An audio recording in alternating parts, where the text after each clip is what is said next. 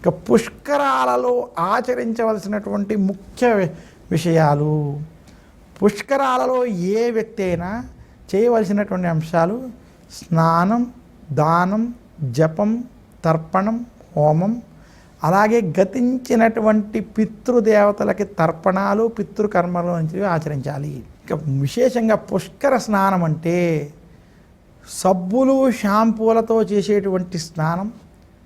హాస్యాలతో క్రీడల కోసం చేసేటువంటి స్నానం పుష్కర స్నానం కాదు. పుష్కర స్నానము అంటే ఇంటి యందు కానీ మీరు నివసించినటువంటి ఆ యొక్క హోటళ్ళలో ఎక్కడైనా ఆ యొక్క సత్రంలో ముందు ఇంటిలో అక్కడ స్నానం ఆచరించి, విశేషంగా మగవారైతే పంచి వంటివి కట్టుకుని పైన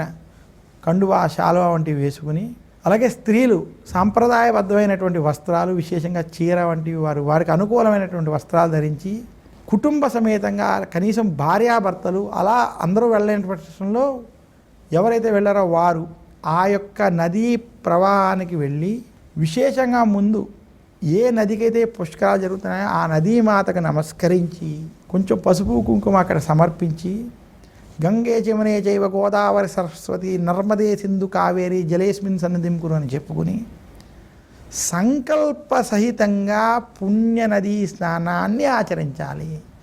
ఆ సంకల్పం చెప్పేటప్పుడు ఆ నది యొక్క జలాలని ముమ్మార్లు స్వీకరించడం కూడా ఒక విధానం.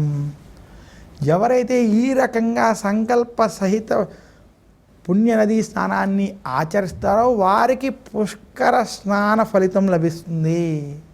పుష్కరాలలో హాస్యాలు వంటివి చేయడం,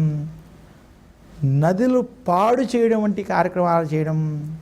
స్వచ్ఛతకి భంగం కలిగించేటువంటి పనులు చేయడం, నదులలో చెడు పనులు వంటివి లేదా మలమూత్ర విసర్జన వంటివి ఆచరించే ఇవన్నీ పుణ్యం కాదు కదా, పాపములు, విశేషించి పాతకములు కలుగుతాయని తెలియజేస్తూ పుష్కర స్నానాన్ని భక్తి శ్రద్ధలతో భక్తి మార్గముతోనే ఆచరించాలి అని తెలియజేస్తున్నాను. ఇంకా విశేషించి పుష్కరాలు జరిగేటువంటి ఈ పుష్కర సమయంలో ప్రతి ఒక్కరూ పుణ్యనదీ స్నానంతో పాటు మన ఋషులకి, మునులకి, దేవతలకి తర్పణాలు వంటి వదలడం, అలాగే ఇంట్లో గతించినటువంటి పితృదేవతలకి తర్పణాలు వంటి వదలడం విశేషం. ఇంకా ఎవరైతే ఏ సమయంలో చనిపోయారో ఆ యొక్క తిథి వంటి తెలియనటువంటి వారికి, విశేషంగా ఏ సంవత్సరమైనా వారికి తద్దినం వంటివి కొన్ని కారణాల వల్ల సరైన సమయంలో పెట్టలేనటువంటి స్థితి ఏర్పడినటువంటి వారికి పుష్కరాలలో చేసేటువంటి శ్రాద్ధ కర్మల వల్ల ఆ పితృదేవతల యొక్క అనుగ్రహం లభించి వారికి సద్గతులు కలగడం చేత వారి యొక్క ఆశీస్సుల వల్ల శుభ ఫలితాలు కలుగుతాయని, అటువంటి పితృదేవతల్ని సంతృప్తిపరచడానికి చాలా అనుకూలమైనటువంటి సమయం ఈ పుష్కరాల సమయం అని, అందువల్ల ఈ సంవత్సరం నర్మదా నదికి ఈ పుష్కరాలు జరిగేటువంటి సమయం చాలా విశేషమైనటువంటి సమయం కాబట్టి ఈ సమయంలో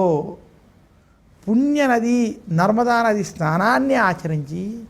ఆ నర్మదా నదికి తర్పణాలు వంటి వదలడం, ఆ నర్మదా నది పుష్కరాలు జరిగేటువంటి సమయంలో చేసేటువంటి యజ్ఞ యాగాది హోమాది క్రతువులకి మామూలు సమయంలో చేసేటువంటి వాటికన్నా విశేషమైనటువంటి పుణ్యఫలం లభిస్తుంది కాబట్టి